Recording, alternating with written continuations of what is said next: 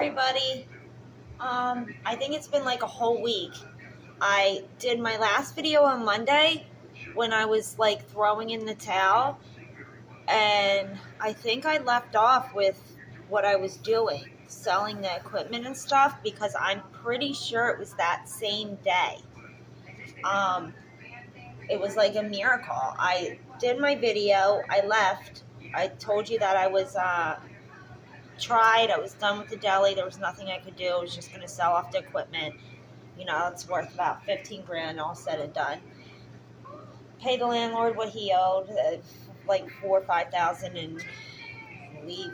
So I was doing that. I closed up, wrote I'd be right back, and went to get coffee at the Wawa around the corner because I'm like addicted to those cappuccinos. It's like mocha wake up, and then you put a little bit of the French vanilla in it, and it tastes like hot chocolate. Because I never used to drink coffee, but I'm like addicted to those now. I get one.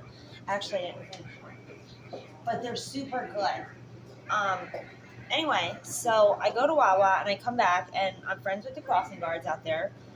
And Paula walks up, and she's with a guy.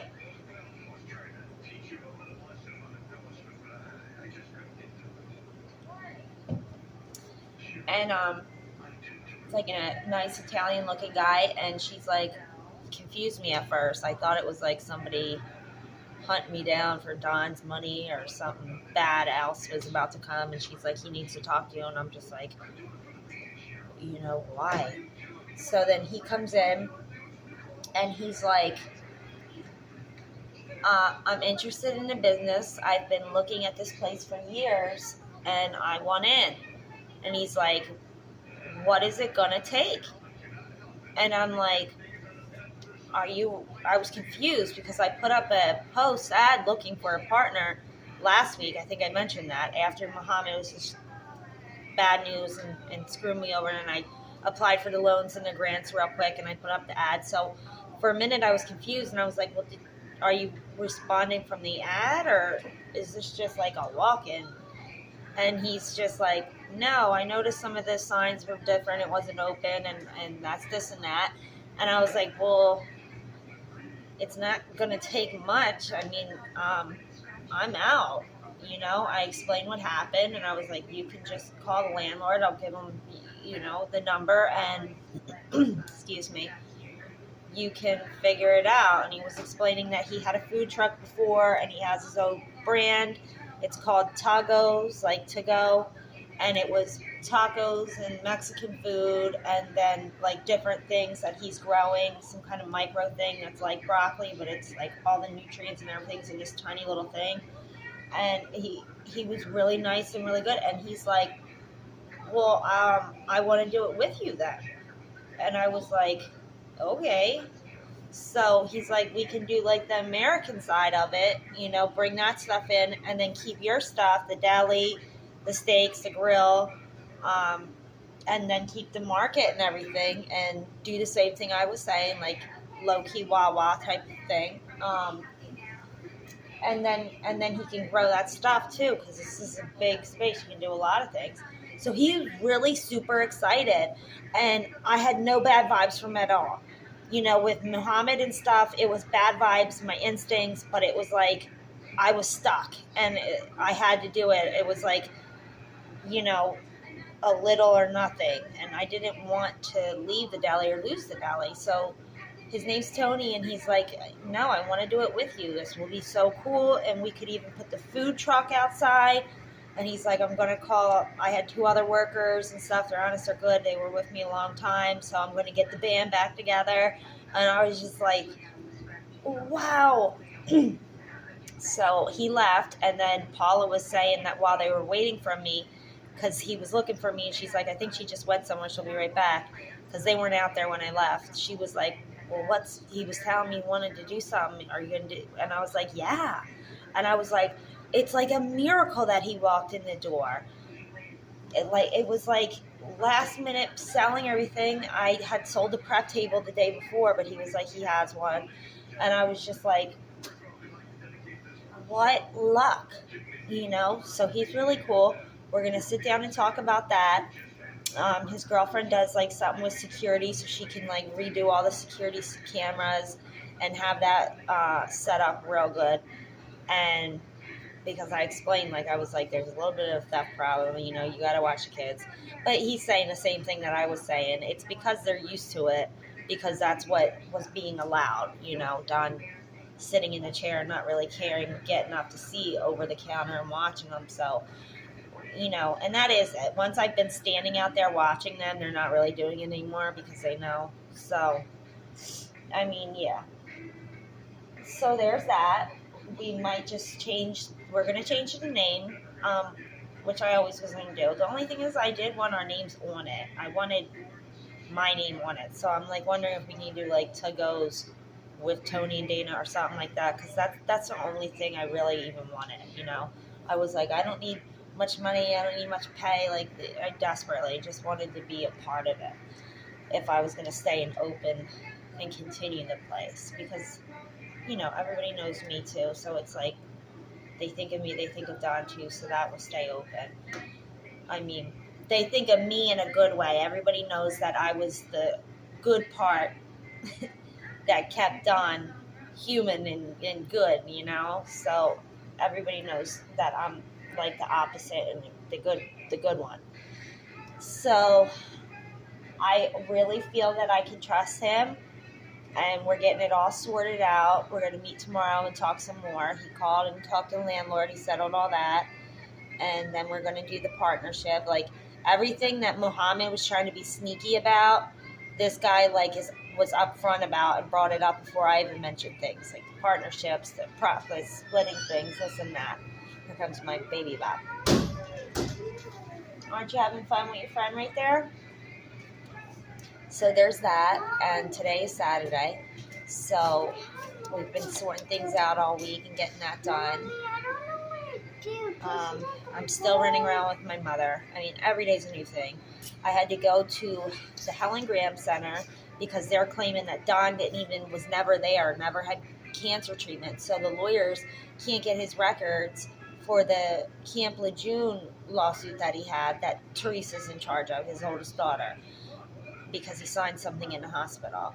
So she's having a problem getting that, so she called me and she asked me to go do it, and I was just like, what? Then why are they being sneaky? It's really weird. I was like, so I went there, I'm like, yeah, he had chemo. I drove him here and sat with him in these recliners for a year.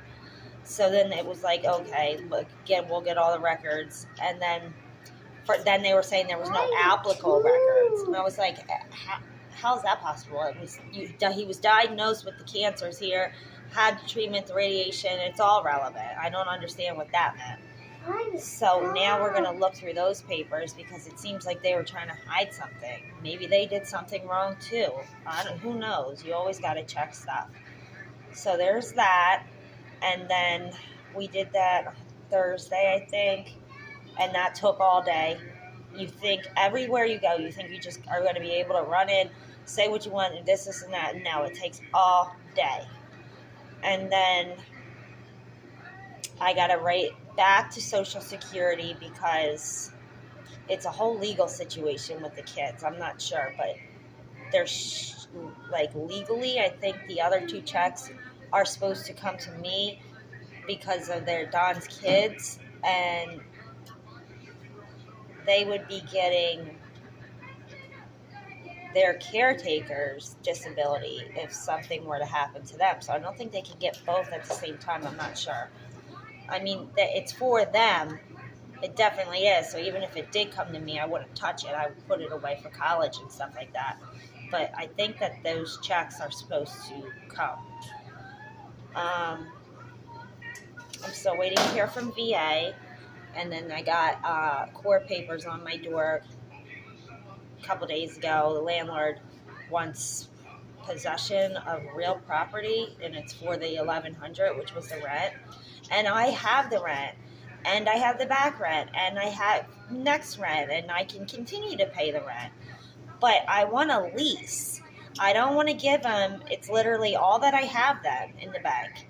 I don't want to give it to him all at once if he's only going to make me sign a 1-month lease and then up and decide he wants to sell the house the next month. Because then I'd rather just pay him payments until he's paid. because then that's everything I have.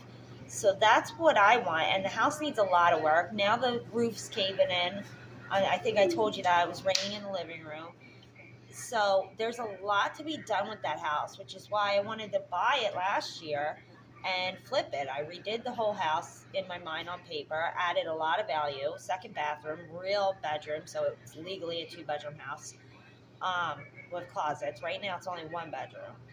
And, a pop window through the kitchen that's in that living room to add a counter, so because there's no room for a kitchen table. I mean, and then it needs a whole roof. It needs a new heater. The heater doesn't work. It needs this and that. I think it's worth $150, and I can't get a mortgage right now. I already talked to this couple people because I'm like a child that had no credit. I'm not on paper, so nobody wants to give me a chance. So right now I'm just paying and using credit a little, credit cards, and then paying that, and the score has gone up a little already since that stuff. So I'm doing that, and my plans were to rent the house, live in it as much long as I can until life is comfortable, car, money coming in, not scary anymore every second of the day, and then start a mortgage. I hate rent. I always thought it was just throwing money down the drain, and Don was irresponsible. He should have bought it last year when I said so, because I could do the work and it could be ready to be flipped now. And then down the line, that's what I want. I wonder if I can do like rent to buy then. I forgot about that. Maybe I'll talk to him about that, because that's what I want to do. And then eventually down the line, once there's decent money in the bank, savings and this and that, it could be a year or two, then slowly work on it during that time and then flip her. And I added a lot of value, and it can be done. It's a big porch, it's a single house. The porch can even be shut in if you want to. Then that's a sunroom with more square footage and a lot more room for storage and stuff. It's a big, huge outside porch. You could close it. I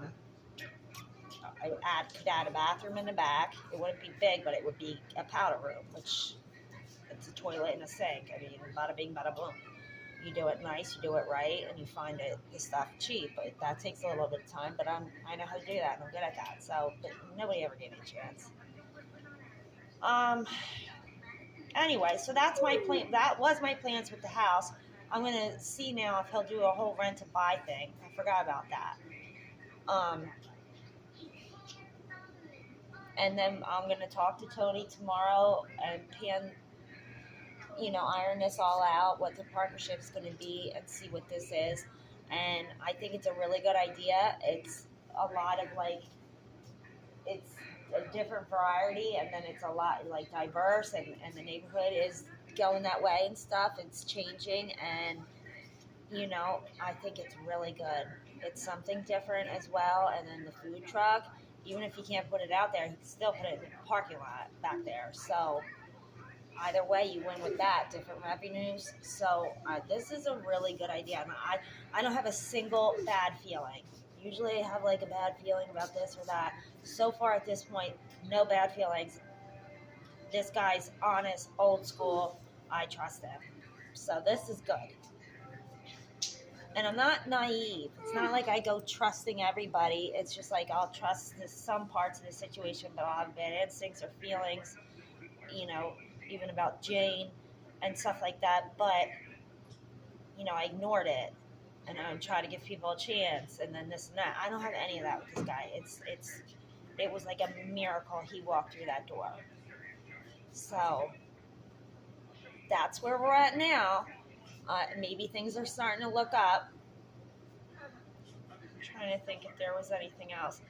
This is why people have to have things in order before they pass, because it's just a mess.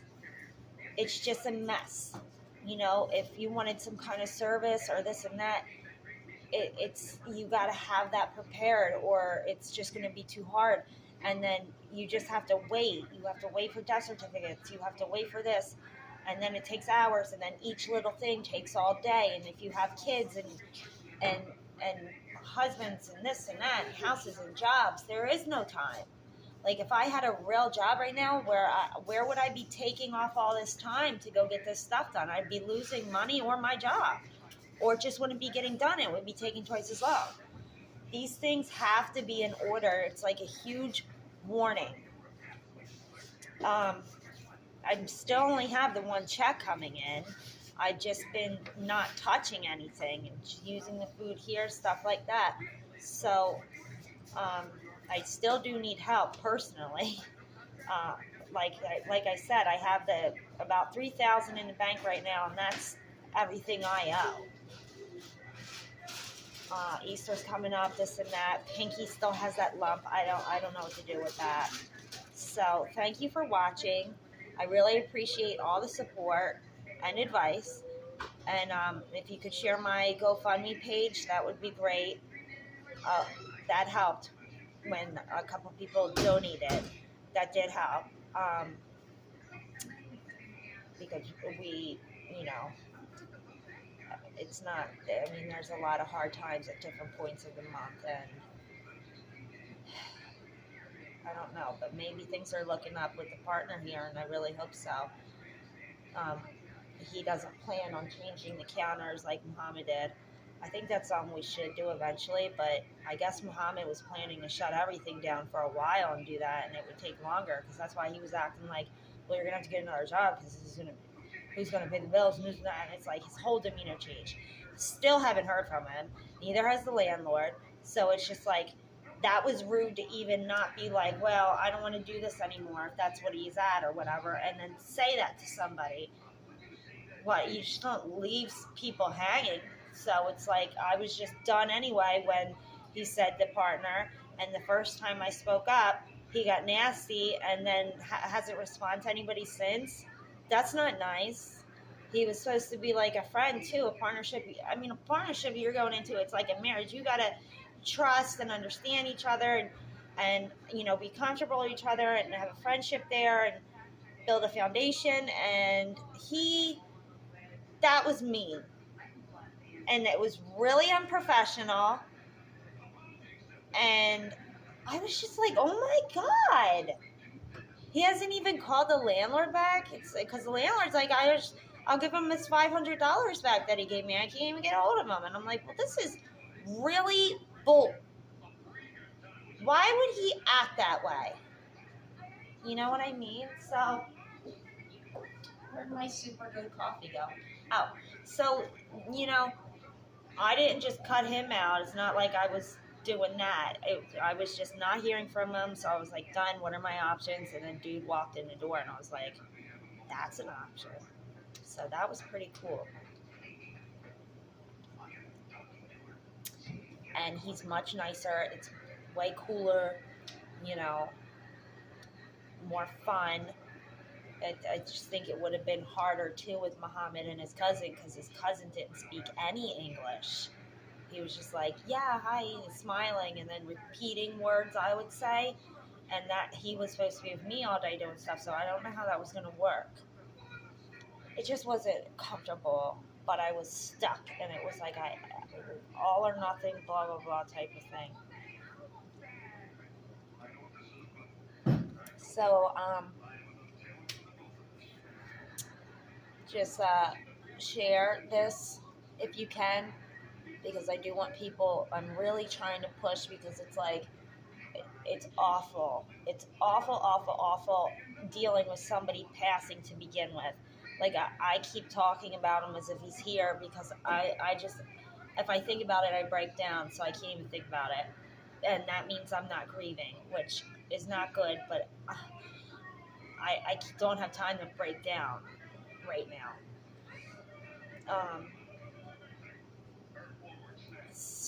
So that's why I'm just kind of videotaping and saying each step I'm taking. This is going on almost 2 months, and it's nowhere near done of everything that we still have to get through and sort through.